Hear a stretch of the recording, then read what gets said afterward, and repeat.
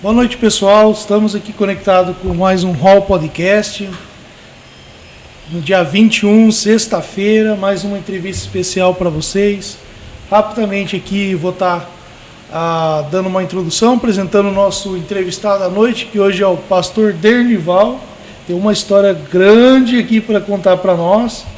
Ele é músico autodidata, instrumentista, compositor, escritor.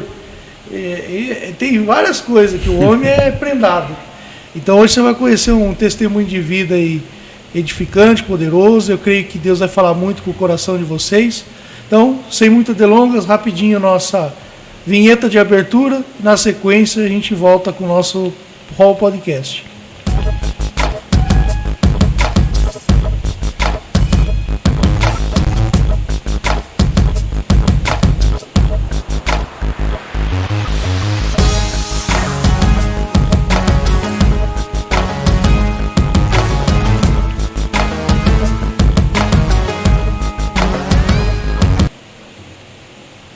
Estamos de volta aí, pessoal. Estamos enfrentando um buffer aí no YouTube, mas estamos gravando a entrevista. Se caso voltar no YouTube, glória a Deus. Se caso não voltar, estamos gravando. E na sequência que acabar, eu terminando a edição, eu subo na sequência para o YouTube para vocês não perder a entrevista. Então, sem mais enrolação, seja bem-vindo, pastor Esdras, mais uma semana aqui juntos, conectados, mais uma entrevista. Aleluia, graça e paz a todos, sejam todos bem-vindos. Eu tenho certeza que hoje você vai ser muito edificado e vai ser uma bênção. Então, se prepare, compartilhe, deixe o seu like e eu tenho certeza que você vai ser edificado através da história do pastor Dernival. Muito obrigado, pastor, seja bem-vindo. É um prazer tê-lo aqui conosco. Amém, prazer é meu. Desde já agradeço em nome de Jesus por essa oportunidade, por esse convite. E que Deus possa aí, segundo a perfeita vontade dele, direcionar todas as coisas, em nome de Jesus, que a gente agradece. Aleluia. E é uma bênção conhecê-lo, Tenho certeza que a sua história de vida, vai edificar muito aquela pessoa que está nos ouvindo. Tenho certeza que vai ser uma bênção. E nós gostaríamos de saber um pouco da história do senhor, conhecer um pouco, Amém. Eu não sou de Rio Claro, falo para as pessoas, eu vim do Mato Grosso, estou aqui, vai fazer 26 anos, aqui na cidade de Rio Claro. Minha infância foi no estado do Mato Grosso. Eu nasci no Pará, eu até brinco com o pessoal, sou filho de pais, avós, todos baianos, não conheço os meus conterrâneos de lá, mas fui criado no Mato Grosso e aos 15 anos vim para o estado de São Paulo, onde a gente fez a nossa vida aqui, estamos aqui até hoje, trabalhando, fazendo a obra de Deus. Eu e meu pai, aqui eu tenho duas irmãs aqui, um irmão, que veio depois, tinha um outro irmão meu que faleceu aqui, e o meu pai veio, minha irmã veio primeiro, depois o meu pai veio, conheceu a cidade, gostou, e nós viemos para cá. E hoje eu entendo tudo que houve assim, um propósito de Deus, nisso em todas as coisas para a gente estar aqui hoje, e a gente veio para cá e eu considero a cidade de Rio Claro hoje como a minha cidade mesmo. Cidade que eu aprendi a amar, cidade onde eu me casei aqui, tenho a minha esposa, eu me casei em 2007, tenho o meu filho nascido aqui, então hoje eu me sinto um rio-clarense, é assim que eu posso dizer. Hoje está tudo assim, eu tenho uma irmã no Mato Grosso, que ela pode estar nos assistindo lá depois, vai ser compartilhado, ela mora lá em Nova Mutum, no Mato Grosso. Nova Mutum? Nova Mutum. Essa era a cidade... Não, eu morava lá em outra cidade chamada Arenápolis. Arenápolis fica para frente de Cuiabá, da capital Cuiabá, uns 200 quilômetros para frente. E eu só conhecia ali a cidade que eu morava, que eu me criei, vamos dizer assim, até os 15 anos. Quando eu vim aqui para São Paulo, foi que eu fui conhecer mais assim, todas as coisas. Até então eu brinco com as pessoas que eu não conhecia. Eu não sabia o que era um cinema, não sabia o que era um shopping, não sabia o que era nada disso, porque a gente morava numa cidade muito pequena mesmo. E aqui que a gente veio conhecer. A cidade que eu morava era uma cidade muito forte na época no garimpo, no ouro garimpo, mas o meu pai trabalhava com agricultura, sempre trabalhou muito com a questão de agricultura, né? E quando a gente veio para cá, ele tocava uma lanchonete, né? O trabalho da gente aqui foi um tempo em lanchonete, e daí eu fui trabalhar na indústria, um emprego na área da indústria, né? Até iniciar o ministério pastoral, gravar o primeiro CD, exercer o chamado, né? Que é aquilo um chamado que Deus me deu ainda com 11 anos de idade, mas que no princípio eu não aceitei aquele chamado de Deus, né? É uma história assim, perdi minha mãe aos 9 anos de idade. 9 anos de idade. Perdi minha mãe aos 9 anos e, ao mesmo tempo, eu não fui uma criança de estar tanto tempo com ela, porque ela tinha problemas seríssimos do coração e ficava mais tempo hospitalizada. Então, assim, meu pai trabalhava muito para fora, na roça, como a gente fala lá, e ficava, às vezes, 15 dias, até um mês fora. Já chegou a trabalhar no outro estado, ficar até 6 meses. Então, quando eu perdi minha mãe, assim, eu fiquei assim com as minhas irmãs e a gente teve que trabalhar muito cedo. Aos 10 anos eu já vendia pão na rua, né, para a gente poder... Aos 10 anos vendia pão, aos 11 anos vendia sorvete na rua. E quando a gente veio para cá, aí as coisas começaram a melhorar. Não de início, vim para cá, ainda morei num barraco de lona. A gente fala a nossa história de ter morado num barraco, assim, em casa de lona. O conhecimento com Jesus foi cedo, através das minhas irmãs, né, que frequentavam a igreja ali após minha mãe morrer. Minha mãe também morreu crente no último ano de vida dela, mas assim, através das minhas irmãs foi que eu comecei a frequentar a igreja. Comecei a conhecer ali a Jesus, né, a me envolver mais. E vocês vieram para Rio Claro a trabalho ou como se chegaram? A minha irmã casada, a minha irmã mais velha, ela veio com o marido dela para trabalho, né? E aí ela já estava aqui há 1 ano. Aí o meu pai veio conhecer. Como estava muito difícil a vida lá, o meu pai veio para cá, gostou da cidade, falou, não, vou tentar a vida aqui. E o meu pai veio, ele até conta que ele chegou aqui trazendo toda a família, ficou com R$10 no bolso. E foi começar a vender hambúrguer, montar uma lanchonete, deu todo o trabalho, e aí a gente veio sem nada mesmo, como disse. Veio pela fé. E aí começamos a nossa vida aqui. Isso, a nossa vida, assim como eu disse, aos 11 anos eu ia na igreja, mas não praticava. Eu tinha aquela tristeza muito no coração, perder minha mãe, foi um baque muito forte. Eu cresci assim até os 15 anos, muito recluso, sem conhecer nada. Foi um impacto muito forte na minha vida. Mas quando eu tinha 11 anos de idade, eu conto sempre isso antes de falar do meu ministério, eu tinha 11 anos, eu tive um sonho. E nesse sonho eu via um círculo como uma aliança de fogo no céu. E no meu sonho eu tinha levantado e visto a porta da sala da minha casa como se tivesse fogo. Eu saio no sonho, abro a porta, olho para o céu e vejo aquele círculo de fogo e só ouço no meu coração a glória de Deus. E aquilo eu guardei. Contei para um professor meu de história na escola, que era o pastor da igreja das minhas irmãs, e ele foi a primeira pessoa, né, pastor Silas, hoje pastor de uma igreja ali em Cuiabá, e ele foi a primeira pessoa que falou para mim, Deus tem algo, vai fazer algo na sua vida, né? Ele foi a primeira pessoa assim a me evangelizar, vamos dizer assim, e eu guardei aquela palavra no coração, né, e fiquei com aquilo, mas não dei prosseguimento.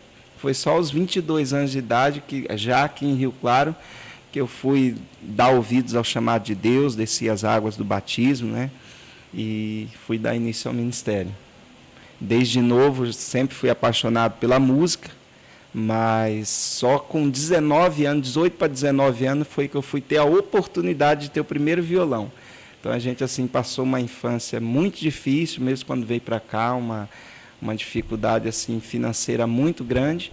Eu tive ali aquele primeiro violão, fui cantor as pessoas, às vezes a gente fala assim, foi mesmo, né? Fui cantor de cover de banda de rock, né? De muitas pessoas assim, fiz cover até então Rodolfo, né? Cantava no Raimundos e muitas outras bandas. E um fato interessante é que mesmo nesse meio de cover de banda de rock, eu nunca tive assim desejo de ir para vício algum de bebida ou de cigarro, nenhum desses vícios, mas a música me prendia. A música me prendia. Eu já tinha 200 músicas escritas e me preparando ali para gravar com a banda e tudo. Você tinha quantos anos? Nessa época aqui em Rio Claro já estava com 19 para 20 anos. Isso, quando comecei assim com a banda que me chamou para me ver cantar, né? Eu fui começar a tocar violão, até então só cantando. E aí com 22 anos, né, nesse inteirinho desses 2 anos, aí foi algo assim mesmo, sozinho no meu coração. Minha irmã orava em cima do caderno de música e dizia: o Senhor não chamou ele para isso, porque pequenininha ela dizia que eu já escrevia, tinha um caderno com mais de 90 músicas, que eu perdi na época. E aí Deus falava meu coração, trazia lembrança da minha mãe orando por mim, antes de eu dormir, né, orando o Pai Nosso e tudo. E um dia eu estava num show com a banda assim, e eu vi todos aqueles jovens lá embaixo, como dizia no rock, assim, batendo cabeça, pulando e rodando e usando droga. E só eu que não estava, como eles diziam ali, fora de si, né? Para não usar a palavra louco, mas vamos dizer assim, que não estava ali bêbado, que não estava ali drogado, mas que estava cantando e entretendo eles. E na hora, no palco, cantando e vendo todo mundo lá embaixo, Deus falou no meu coração: não foi para cá, não foi para isso que eu te chamei para cantar. E aí aquilo falou no meu coração de uma forma, eu estava bem, começando a me estabilizar, vindo de uma vida difícil, como eu já tinha dito. Aí Deus falou isso ao meu coração. No domingo, na outra semana, eu procurei uma igreja, né? E aí eu abri mão de todos os CDs que eu tinha, tudo aquilo da música, e fui, como diz assim, de cabeça no Evangelho, fui batizado e abri mão de tudo aquilo ali que eu tinha, das músicas, joguei aquele caderno de música fora, que a gente já estava enviando até para algumas bandas e tudo, e comecei a minha caminhada com Cristo no ano de 2003. Fui batizado em novembro, 15 de novembro de 2003, aqui em Rio Claro. E aí dei início à caminhada com Jesus no Evangelho. E como foi esse aprendizado que o pastor teve com o instrumento? Fluiu normal, foi com revistinha? Eu falo, eu ainda dou aula de violão particular, às vezes dou aula de teclado. O pessoal fala: pastor, toca o quê? Eu falo: eu tento tocar um pouco de violão, um pouco dos outros instrumentos, mas foi tudo assim sozinho. Na época tinha aqueles livrinhos com os desenhos dos acordes. Então eu aprendi, vamos dizer assim, tocar, e só depois de 5 anos que eu já tocava, que eu já cantava, foi que eu fui estudar mesmo música com um professor. Eu estudei com um professor, até, ele pode depois estar assistindo, o Altair, o nome dele, a gente chama ele de Teco, né? Ele é bem conhecido aqui na área da música em Rio Claro, ele é formado no maior conservatório de música da América Latina, lá em Tatuí. E ele falava: isso daí já é dentro de você, né? O tocar, o compor, porque eu fazia composições e não sabia explicar como fazer composição, como colocar todos os acordes, como conhecer campo harmônico sem nunca ter estudado aquilo, né? E aí ele disse que já está. Mas aí depois desses 5 anos já tocando, foi que eu fui me dedicar a estudar, porque eu falei: eu quero entender isso que eu toco, isso que eu componho, mesmo depois para eu bater o desejo também de começar a ensinar. E eu fiquei uns 10 anos que eu tive um projeto gratuito de música, ensinando gratuitamente, devo ter ensinado uns 200 alunos, assim, de violão. E os outros instrumentos, assim, a gente sempre tocou por faltar alguém no culto, como diz o ditado, mas mais o violão mesmo que a gente estudava. Hoje eu estou tocando teclado, mas faz uns 5, 6 anos que eu comecei a estudar teclado. E aí o desejo de gravar sempre teve no meu coração, mesmo antes de vir para Jesus me batizar. Eu falo para as pessoas que 2 coisas que eu sempre amei: música e filme. E aí, na verdade, no mundão eu era preso nisso, né? Era muito preso à música e a filmes. E escrevia, né? Sempre fui assim, sempre gostei de escrever, redação na escola, escrever questões de filme. E até eu estava escrevendo, na época eu lembro, a gente praticava artes marciais numa academia aqui no Rio Claro, eu estava escrevendo um roteiro, a gente falou: vamos fazer um filminho, uma coisa assim, e na época aquilo ali não deu certo. Foi como se fosse um turbilhão, assim, uma bomba explodisse e Cristo me tirasse de todo o meio que eu estava. né? Mas aí, quando eu vim para a igreja, eu sempre fiquei com aquilo no coração. O Senhor falou que um dia vai me dar um ministério, assim, a glória de Deus, mas não entendi o que é isso. Esse primeiro pastor, até então, vim para cá, não tinha WhatsApp, não tinha redes sociais como a gente tem hoje. A gente perdeu todo aquele contato. E aí que eu voltei a ter, né, depois desse tempo todo que eu fui ter esse contato com esse pastor novamente, fui para lá, viajei, estive pregando lá, pastor Silas em Cuiabá. Mas aqui eu fui batizado na igreja do Evangelho Quadrangular e fiquei servindo ali 7 anos e com aquilo no coração, né, até iniciar o ministério e tudo. Gravei o meu primeiro CD, DVD aqui no Teatro Centro Cultural de Rio Claro, antes mesmo de iniciar o ministério pastoral, em 2008. Foi que eu gravei 11 louvores inéditos que Deus deu. Eu ministrava com uma banda chamada Tribo de Judá. E com essa banda a gente viajou no interior de São Paulo, ministrando em alguma cidade, abrimos... eu falo culto ou show, como a pessoa queira falar, de bandas, algumas bandas conhecidas, alguns cantores conhecidos. Tive a oportunidade de ministrar na Expo Cristã, né, em 2009 também, ali, e tinha vários cantores conhecidos, a gente fala só a gente pequenininho ali, mas fazendo a obra de Deus, né? E aí, e aquele chamado sempre no coração. E Deus falando ao coração, mas de cara não é o que eu já pensava, o que eu queria. Eu falei, Senhor, mas fundar um ministério estava bem. Para mim era mais fácil só cantar, né? Só cantar talvez estaria o mais tranquilo. Já estava com CD, falei, ministrar de lugar em lugar é mais fácil do que estar cuidando de um povo, né? Hoje eu entendo bem isso depois de fazer 13 anos de ministério pastoral. E aí, depois desse tempo, eu cheguei para o pastor onde eu servia ali no ministério, chamei ele para uma conversa, toda a liderança, eu falei, tem esse chamado e eu preciso dar início nisso daí, porque Deus tem falado ao meu coração. E a gente orou, já vinha orando por 2 anos, né? Não era o mesmo ministério, porque não por causa da igreja, como não houve nenhuma divisão nenhuma, mas a visão que eu tinha para ministério era algo pessoal que Deus tinha ao meu coração.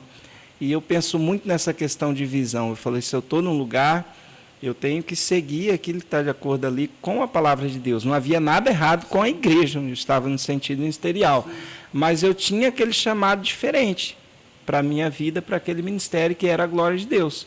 E estudando Ezequiel, né, capítulo 1, versículo 27 e 28, que fala sobre a glória de Deus, Deus me deu um louvor, que foi tema do meu primeiro CD, que chama-se A Glória de Deus. E aí, Deus me deu esse louvor, mas eu sempre meio que rejeitava o chamado de pastorear. Um dia eu estava na igreja, isso acredito que no ano de 2005 para 2006, e foi um cantor cantar na igreja que eu congregava, e Deus trouxe uma revelação através da vida dele, né? E falou, Deus já te falou várias vezes, por pessoas, por sonhos, por tudo, você sabe como é. E ele chamou o pastor e falou, Deus está trazendo para separar ele como pastor, Deus tem um ministério para a vida dele, algo especial, e o pastor até assim estranhou, porque eu não queria ser pastor nem na igreja lá em cima, mas eu sempre dizia, Deus tem algo para a minha vida, eu não sei quando, fiquei servindo 7 anos. E até então que o pastor falou, não, tudo que Deus tem para a sua vida, né, orou, abençoou, né, vai, e a gente deu início em 2009, a Igreja Ministério A Glória de Deus, onde a gente segue pastoreando aqui em Rio Claro, lá no Jardim Novo 2. Amém. Vai para 13 anos. E aí eu estou vendo aqui que a sua formação ela é na área de marketing, em 2002.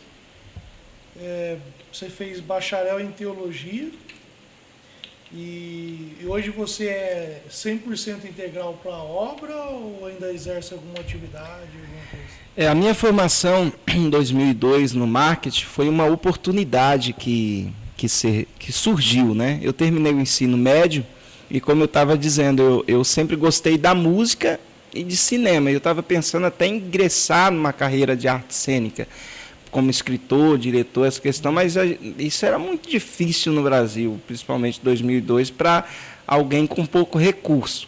Não impossível, porque hoje eu entendo, né, hoje como palestrante, eu entendo que tudo aquilo que a gente se dispõe a fazer e se esforçar, a gente vai conseguir, mas eu entendo como pastor que não era o propósito de Deus para mim.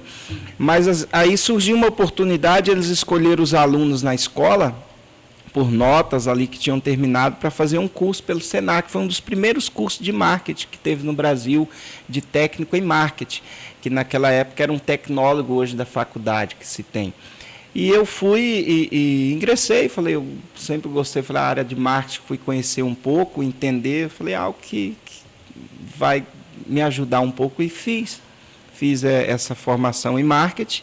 Mas aí logo depois que eu me formo em marketing, eu estava trabalhando numa empresa e tudo, não na área de marketing direto, em produção, mas eu fui batizado. Aí eu me converto, sou batizado, e tem muitos confrontos na área do marketing, principalmente naquela época, que tinha mais publicidade e propaganda. E a gente, como cristão, para trabalhar com marketing, não que sejam todos, o marketing é usado em várias áreas, né? Marketing é ação de mercado. Mas eu tive a oportunidade até numa empresa que eu estava, mas aquela questão, você precisa mentir para algumas coisas. E quando me falaram isso, eu tive um confronto muito grande na área de marketing, eu abri mão do marketing, de certa forma. E aí, como eu sempre gostei de escrever, eu fiquei me dedicando na música. Eu falei, eu quero gravar um CD, não sei quando. Fiquei uns 5 anos batalhando pelo aquilo. Quando eu investi na gravação do primeiro CD em 2008, foi todos os recursos que eu tinha. Então eu abri mão de todas as outras coisas na minha vida para poder gravar, mesmo antes de ser pastor, né? E aí, na igreja, eu fui cursando seminários, fazendo todo seminário, toda oportunidade que tinha, curso que se tinha, estudando música, eu fiquei esse tempo de 5 para 7 anos estudando. E em 2008 surgiu a oportunidade de estudar teologia, mas não foi nem por causa de pensando em pregar e ser pastor, foi por gostar de escrever. Eu vi que estudando a teologia, uma coisa que poucas pessoas sabem, que o teólogo ele também aprende ser editor.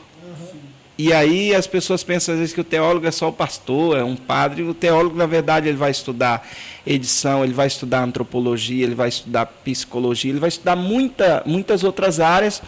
E eu sempre amei escrever. Aí eu falei, como que eu vou... Era tão caro publicar um livro de edição, então fui estudar teologia para não escrever qualquer coisa. Porque escrever um livro que não é cristão, ao meu entendimento, ele é fácil. Escrever ficção, vamos dizer assim. Ficção é fácil escrever. História é fácil escrever, ao meu entendimento, de repente tem um dom. Mas escrever um livro onde você vai falar, trazer pensamentos bíblicos, eu fiquei com aquele temor. Eu falei, Senhor, eu nunca quero trazer uma heresia através de um livro. Aí eu fui me dedicar a estudar teologia, gostei muito, né? E aquilo ali me ajudou, me ajuda até no dia de hoje. Aí eu me formei bacharel em teologia, estudei de 2008 até 2011 lá em Araras. Foi uma faculdade que foi instalada em Araras, Uniaselv, mas que ela tem polo hoje no Brasil todo, né? E eu me formei em teologia, mas com esse vínculo de me dedicar na escrita dos livros. Não foi por esse pensamento de pregar, até porque eu entendo que a pregação é um dom, né? O ensino ele é diferente. Às vezes do seminário, estudo, ensino nos lugares, e o ensino é diferente da pregação. Mas hoje a gente acaba usando tanto marketing, né, no sentido de divulgação, que a gente está fazendo aqui é um marketing, né? Sim. Aí hoje eu entendo essas duas áreas de forma ampla, né? Não trabalho numa empresa, já prestei muito serviço de marketing, né? Mas hoje eu não trabalho numa empresa de marketing. Hoje eu trabalho mesmo, eu tenho 12 livros publicados na Amazon, tenho 5 livros escritos na linha de teologia, usado em seminário, já dei seminário para umas 3 igrejas, assim, além do nosso ministério, para as pessoas de lá, e além das músicas assim que a gente tem gravado, escrita, hoje eu tenho me dedicado mesmo nessa questão da escrita, dos livros ali, da música, e eu trabalhei um tempo, sim, como editor, até então precisava, né? Eu montei o escritório na igreja mesmo usando o computador, tanto eu podia trabalhar no escritório em casa. Eu falei, não, vou ficar com a igreja aberta. Falei para minha esposa, quero ficar com a igreja aberta o dia inteiro, depois de 10 anos já com a igreja. E aí começamos, já estamos aí com 2, 3 anos, um pouquinho até mais, com a igreja aberta todos os dias, só não quando eu tenho compromisso em algum outro lugar. E aí eu fico ali no escritório, eu estou escrevendo, eu estou produzindo algum conteúdo digital também, que eu faço a produção de conteúdo digital. Tem um site que é dernivalsilva.com, eu posto estudos de teologia, mensagens dos livros, vídeos de estudos teológicos, louvores. São 12 livros publicados na Amazon. Eu estou escrevendo um livro novo, até então aqui vou estar, vamos dizer assim, divulgando, que é um livro que não seria um livro evangélico, é o meu primeiro livro que, apesar de eu trazer citações bíblicas, porque é o ramo da gente, mas é um assunto diferente, que é sobre liberdade. E Deus me trouxe a escrever sobre liberdade, e eu tenho escrevido sobre isso. Eu trouxe uma pregação sobre o apóstolo Paulo, lá de Atos 16, Paulo e Silas na prisão, e a mensagem ali foi que Paulo e Silas, após apanhar, sofrer tanto ali no cárcere, eles cantavam louvores a Deus. Eu falei, como pode alguém preso naquela situação se sentir livre? Então eles estavam presos fisicamente, mas livres espiritualmente. Sim. E aí eu comecei a estudar essa questão de liberdade, o mundo que a gente vive hoje, a época que a gente está hoje, as questões filosóficas, políticas, todas essas coisas que está hoje, a gente começa a pensar, a gente tem mesmo liberdade de expressão? O que é liberdade? Né? Foi aí que eu comecei, então estou escrevendo um livro assim. Até uma pessoa hoje me fez uma pergunta, um pastor, na verdade, esteve lá no escritório e falando sobre esse tema. Eu falei, mas na verdade eu estudo todos os dias a Bíblia, a teologia, todos os dias a música, mas eu nunca forcei para escrever nada. Eu não forço, eu falo, eu só escrevo quando Deus traz inspiração. Eu nunca forcei para escrever um louvor. Hoje eu acredito que já quase umas 500 músicas, assim, Deus já me deu a graça de compor. Mas nunca foi forçado. Às vezes tem pastor que fala, você fica ali, tu fala, não, e sempre foi inspirado. Acaba tocando no ministério local? A gente toca no ministério local. O primeiro CD até tocava na rádio, né, e tudo. Hoje esse trabalho de rádio está mais difícil assim, o custo é alto para quem, vamos dizer assim, começa e não tem o sucesso, como se diz no mundo, que eu falo que o sucesso é relativo, né? O sucesso não é pelo que presta, o sucesso é pelo que está dando audiência. Sim. Eu falo no marketing. Então o sucesso é relativo, não é porque uma música é boa ou ruim. E aí que hoje ficaria mais fácil até para gravar, né? Porque o senhor deve ter gravado o primeiro CD, pagou caro, né? Em 2008 eu gravei um CD e um DVD, que hoje está no nosso canal no YouTube. Fiz com 3 câmeras. Na época me chamaram de louco na igreja. Você tá louco, você vai gravar com uma banda que aprendeu com vocês no começo. Mas foi uma experiência muito boa, porque abriu as portas para a vida da gente, para ministrar. E em 2016 eu gravei e lancei o primeiro CD em estúdio com mais 12 músicas inéditas. Esse eu já gravei em estúdio, um CD que hoje está em todas as plataformas digitais, está no Spotify, qual é o nome do Amazon. Se procurar Dernival Silva Dernival Silva no Google, vai achar todos os meus canais. E o CD é O Meu Amado, mas o Meu Amado está em todas as plataformas digitais. Hoje esse CD, né, essas músicas aí, então assim, através da internet, eu não tenho muitos, vamos dizer assim, esse conhecimento no YouTube, mas o trabalho assim, pouco que a gente faz, tem alcançado, né, uma certa visualização assim.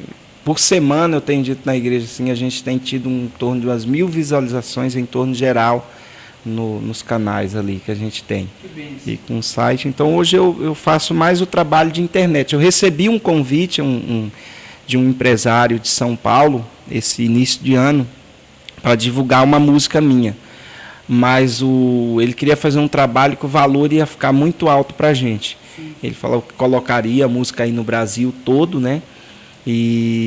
Mas Deus ali não permitiu no momento. A gente continua mesmo tocando no ministério local, né, e divulgando através das plataformas digitais. Hoje, assim, eu que mexo nessa parte, hoje você pode fazer isso sozinho. Eu tenho uma plataforma que você paga, acho que a última vez que eu fiz, R$8, e ela te dá o retorno de 1000 visualizações. Isso no YouTube. No YouTube. Então, vamos supor, você investir uns R$100 a R$200, você tem uma visualização gigante. Expressiva, Tem também Spotify. O Spotify você tem um programa agora que depois eu lembro o nome e te passo. Você sobe todos os seus materiais lá nele e ele disponibiliza no Spotify. Hoje o Spotify é gigante. Então, vamos supor, você cria lá, você tendo os seus áudios lá, você cria uma playlist sua e aí você compartilha a sua playlist com o seu material para todo mundo. E quanto mais a sua playlist for compartilhada, mais o seu material cresce no Spotify e você começa... eu tenho lá no Spotify, tenho postado por mim, tem também. O YouTube criou um canal meu, né? Eles criam aqueles canal que eles mesmos, não sei como que chama, eles mesmos criam por causa da gravadora que lançou meu CD. Então essas músicas estão nessas gravadoras locais, não foi nem eu que coloquei em tudo, eu só coloquei no YouTube, no Spotify. Tem um que eu consegui colocar, mas os outros foi colocado por eles.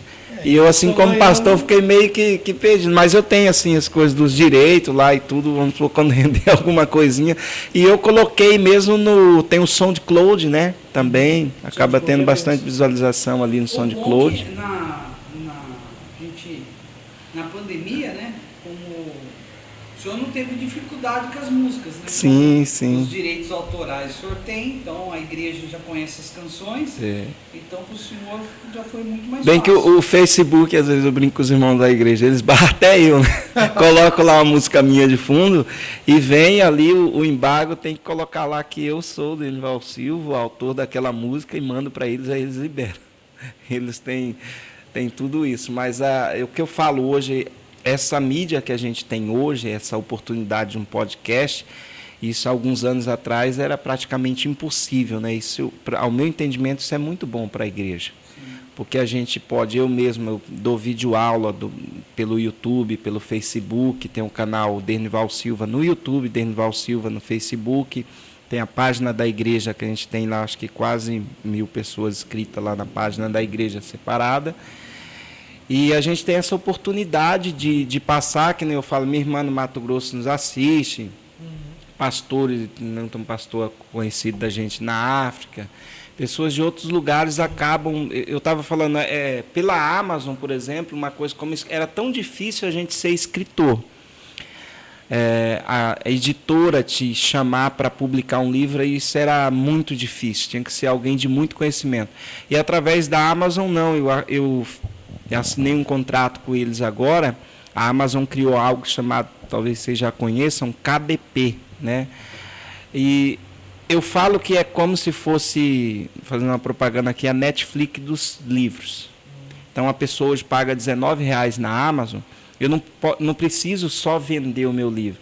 Quem é assinante lá do Amazon Prime, por exemplo, a pessoa que paga, ele pode ler qualquer livro que ele quer, inclusive os meus, que ficam lá disponíveis. Eu ganho por página lida. Vamos supor, a pessoa vai lá ler uma página, ganha-se royalties, né? E divulga, que eu falo, mais importante para a gente, que é um pastor, uma pessoa assim, desconhecido pela grande mídia, vamos dizer assim, é a divulgação.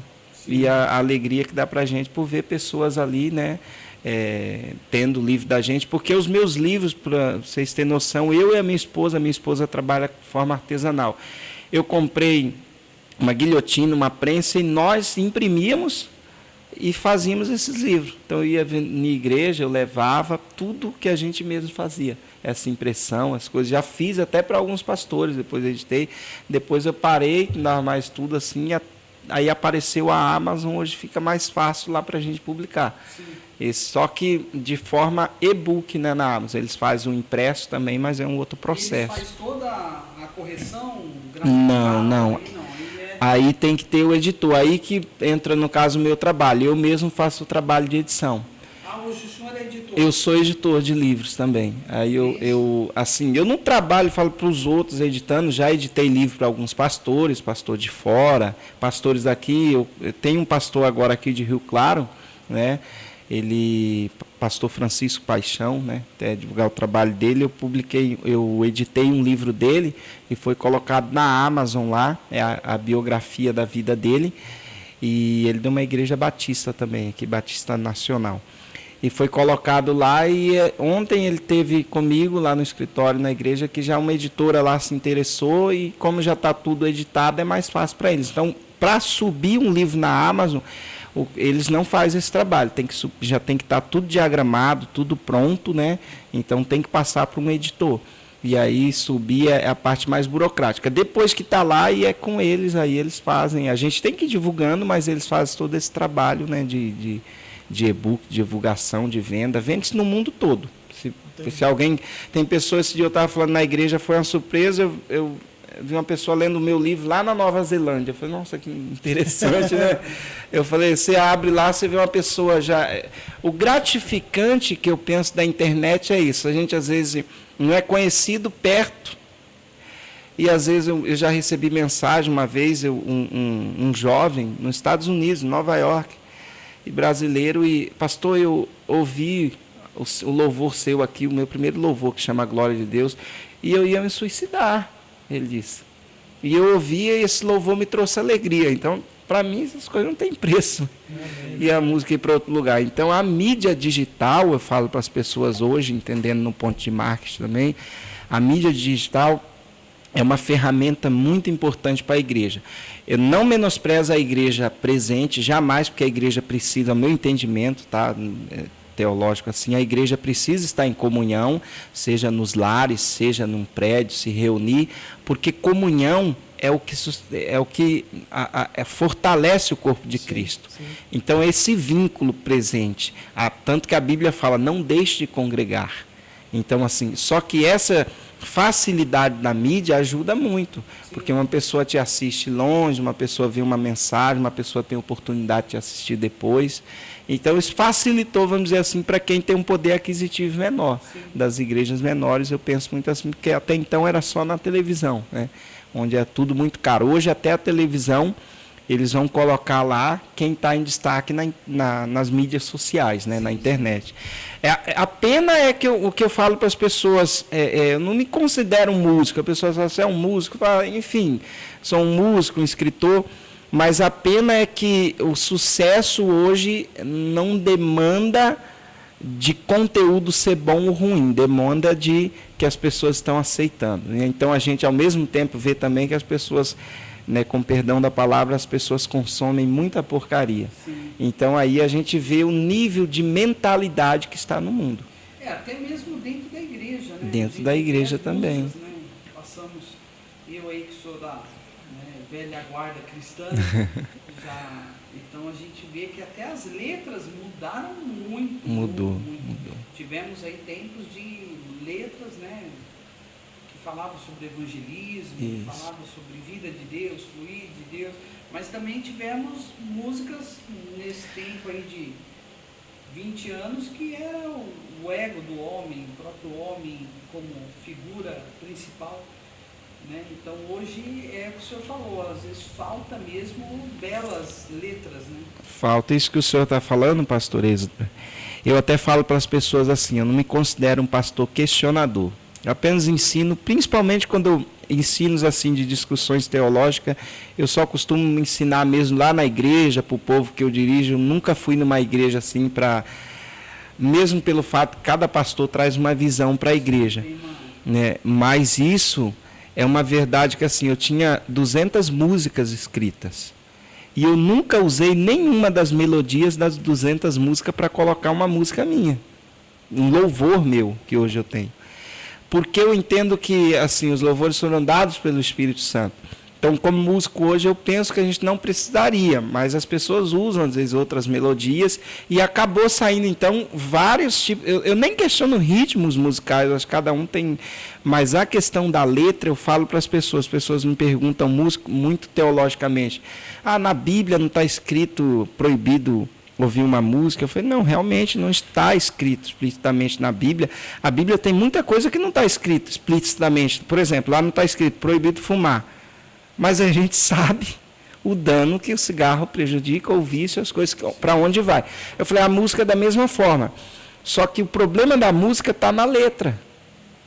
Você não vai ficar só no o que ela passa. querer, você vai depois querer cantar. O problema é esse, da música, maior da música, eu falo como quem foi, vamos dizer assim, viciado em música e filme, o problema está no conteúdo. Só que o som é o que te prende. Que a música ela está dividida nesses 3 pilares. A melodia, a harmonia, né, e o ritmo. E esse ritmo, ele te prende. Às vezes a música, a letra não está falando nada com nada, mas a pessoa se prende pelo ritmo. Então, assim, hoje a dificuldade está aí. Hoje no mundo, né, as músicas mais né, tiveram destaque, né, aquela caneta azul, Sim. que gruda na cabeça. É muita São coisa. músicas que não têm letra, não tem conteúdo. É que hoje a gente vive uma geração fast food, então pode ver o que mais faz sucesso no YouTube é vídeo rápido. Eu vou falar por mim, gente. Eu, como um cantor cantando no mundo antes, quando Jesus me chamou para vir para a igreja batizar aos 22 anos, estava surgindo uma oportunidade. Era a época da MTV, na TV, uma banda conhecida, a gente estava gravando uma fita cassete. E aí eu até falo para as pessoas assim, no testemunho, foi a época que o diabo começou